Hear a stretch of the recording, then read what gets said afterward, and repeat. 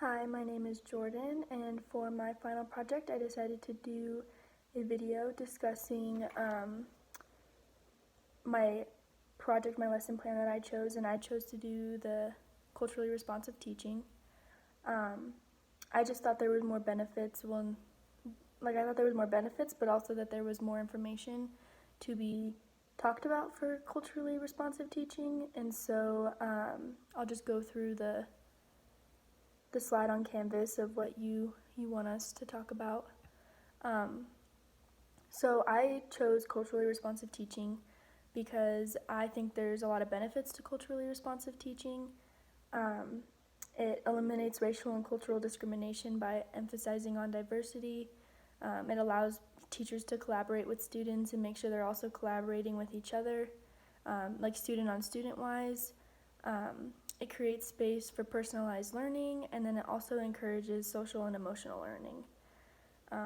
So I looked up 4 sources, and my 4 sources, they all had a different definition, but kind of that the definitions kind of wrapped in towards each other with like one big meaning. So I had one source that said it is a way of communicating and receiving information, but also shaping the thinking process of groups and individuals. I had another source that said it allows students to become drivers of their own learning and build their own cognitive capacity. Another source said using the cultural knowledge, prior experiences, frames of reference, and performance styles of ethnically diverse students to make learning encounters more relevant to and effective for students.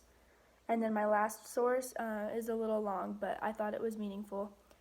It said that culturally responsive teaching means to be effective in multicultural classrooms. Teachers have to relate teaching content to the cultural backgrounds of their own students. The learning style accommodates the dynamic mix of race, ethnicity, class, gender, region, religion, and family that contributes to every student's cultural identity. Says that the foundation for this approach lies in theories of intrinsic motivation. So then my quotes that I used, my first quote says, as teachers of culturally diverse students, we need to educate ourselves about the realities of structural racialization in society and recognizing how colorblindness is just another form of implicit bias. And that was by Zaretta Hammond. And then I had another one that said, be brave enough to start a conversation that matters. And that was by Margaret Wheatley. And I thought that was extremely important. I don't know, when I came across that, it kind of spoke to me a little bit more, because in this world, like, some people are very afraid to speak up and stop certain things from happening and certain conversations from taking place, I guess. So just the fact that it said be brave enough to start a conversation that matters, teachers truly do. They change a lot in students' lives. Students are with teachers for most of their life, from, I don't know, early preschool up to not up to kindergarten, but from early preschool all the way up to high school and then into college. Like, teachers do have a big role in how students and how people think and perceive things. And so just kind of being, as a teacher role, like being brave enough to like have these tough conversations with students, that really spoke to me. My third quote says, the key to culturally relevant teaching is teachers creating meaningful and engaging connections between students' homes and school lives, which is also important because you can't have 2 separate lives going on, but it's a lot easier when you're mixed and everything is you can talk about something at home and you can talk about it at school. It just flows better. My fourth quote says, we need to focus on strategies that promote the whole child through culturally responsive learning. Only through a whole child approach can we truly provide learning for all. And then my fifth quote, which is a little different, but I liked it. It said, we may have all come on different ships, but we're all in the same boat now. And that was by Martin Luther King Jr. And that it spoke to me a lot, because everybody in the world has come from all over and from different backgrounds and different histories, but we're all in the same place now. We're all living, not the same lives, but the same lifestyles. And there are different lifestyles if you go to different countries and whatnot, but speaking about America, all the students that you have in your classroom, they're in the same boat. They're all in the same class. They're going to the same school. They're learning the same topics, I guess. And so it spoke to me a lot. And then it talks about examples of culturally responsive learning.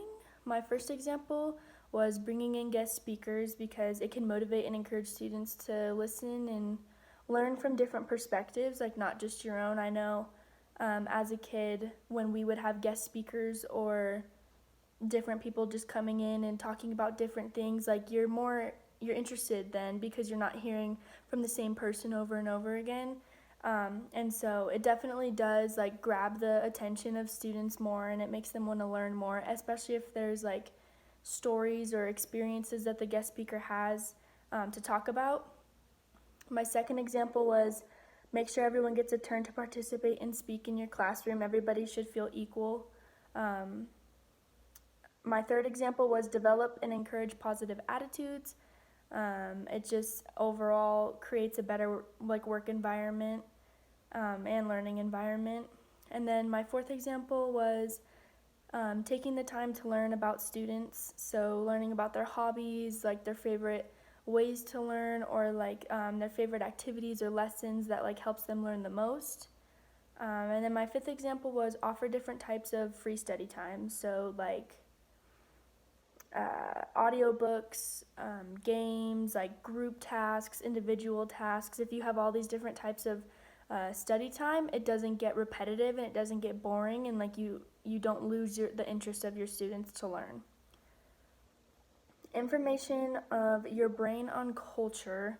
So this mainly talked about warning signs, and so I think just like knowing your own opinions and knowing your own bias um, is what it is, like creating room for everyone to like have their own thoughts and think their own ways. You're not influencing others by what you think. There's a difference between like telling somebody about like your opinions, but there's another thing with like forcing your opinions on somebody else, and everybody thinks differently. So that's my take on that. And then I have my 20 books. My first book is A Ticket Around the World by Natalie Diaz and Melissa Owens. It's about a boy who hops around the world and learns a lot from different countries. My second book is The Day You Begin by Jacqueline Woodson. My third book is I Am Human by Susan Verde. It's about empathy. My fourth book is Beautiful by Stacey McCultney, about gender stereotypes. My fifth book is Brave by Stacey McCultney, also about ethnic stereotypes.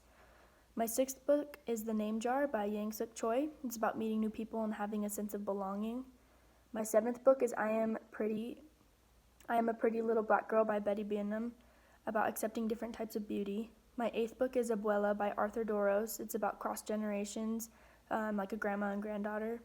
My ninth book is Same Same But Different by Jenny Sue Kotzeki-Shaw. My 10th book is Whoever You Are by Mem Fox. My 11th book is You Are Just Right by Joni Crimmins. My 12th book is What We Were All the Same by C.M. Harris. My 13th book is What Do You Celebrate by Whitney Stewart. My 14th book is I Like Myself by Karen Beaumont. My 15th book is Pink is for Boys by Rob Perlman. My 16th book is The Water Princess by Susan Verde. My 17th book is Where Are You From by Emil Sedman. My 18th book is My Food, Your Food by Lisa Bullard. My 19th book is All Are Welcome by Alexandra Penfold. And then my 20th book is Love Makes a Family by Sophie Beer. So I just realized that my videos are kind of getting a little long, so I'll try to wrap up the information a little bit more, but still make sure that I hit all the points that I want to hit. So the next part on the assignment is layout of my classroom. So for the design, I want the design to be inclusive. I want the desks to be in groups or in a big group so that students can work together, but also be paying attention to what they need to learn. Students will have room to complete tasks in all the games that we'll do in class. Decorations, I know when I did my volunteer hours at Family of Christ in Monument, Colorado, the teachers did a lot of arts and crafts about the topics of the week, and then when they were done with the arts and crafts, they would put them up on the wall, and so the kids got to see like their work being shown, and they also got to learn about all the different things with the different topics that they were learning, and I thought that was really nice, and so I wanted to do that, the arts and crafts, and put them all over the walls, but not have it be too much to where you can't focus. It allows the students to learn better by practicing. Strategies that I will use to be culturally responsive: gamify learning, the use of games. I was always interested as a child when my teachers did games. It was always the best classes. Utilizing different forms of technology, because technology is just taking over right now. It's the new thing. It's the new way to learn. Bring in guest speakers. Take time to learn about my students as individuals, and so they feel that like their needs are being met, and also so I have an understanding of my students. And then just presenting real world problems. I will work to build intellective capacity by deciding and discussing if my students are more dependent or independent learners, and going from there. I'll let it be known that like it's okay to ask questions, and it's okay to not have all the answers sometimes, and like it's more than okay for a student to ask for help and like not know the answer, but they'll still have to work for the answer. Like I don't want them to come to me and expect that I will just give them the answer. Like I'll help them for sure, but they'll definitely still have to work and be willing to work for the answer themselves. How will I make sure the curriculum I teach is culturally responsive? So I'll get to know all my students as individuals. I'll make sure my curriculum is culturally varied and relevant to the topics that we're discussing. I'll be aware of my own cultural biases so that I don't press them on anyone else, because I mean, like I said earlier, everybody has their opinions and they have their way of thinking, and it's okay to let it be known to other people, other students, other teachers, parents, etc. But like I said, there's a difference between talking about it and forcing somebody else to believe the same as you. And then also just ask questions rather than make assumptions. And then I will create learning partnerships by seeking input and support from community members, staff members, families, etc. I always thought Meet the Teacher Night was really good because it allows the families to get a feel for who you are and what you're into, and then it also gives a chance for the students to meet you and get to know you a little bit before the first day of school, because always going to school on the first day is always nerve-wracking, and you're nervous about who's going to be in your class or what your teacher is, or it's all nervous. And so Meet the Teacher Night I think is a really good idea. And then also I heard somebody talking about not like a test, but more of like a questionnaire for the students, kind of like asking them in the beginning like things they like the most, and like stuff that they've struggled with, like learning wise, and how they are the best at communicating and what reaches them the most. And so I really liked that. And then what will my classroom community be like? Well, I would love for my classroom communities to be like welcoming, friendly, and like exciting.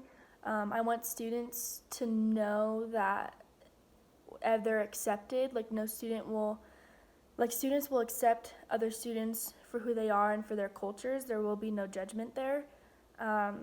Students will also have access to all the things that they need, and I want my students to know that I'll always be supportive, and I just want what's best for them. So that's how my classroom community will be. So that's all the information I have on culturally responsive teaching. I really liked this project. I liked digging deeper and learning a little bit more about culturally responsive teaching, and it does help a lot, especially with the fact that I now work at Family of Christ. I'm a assistant teacher, and so I don't know, when I'll be working with kids, like I'll have all of this in the back of my mind, and so I think it's truly helped me a lot, and it'll definitely help me a lot in the future for sure. So I'm very grateful for this project.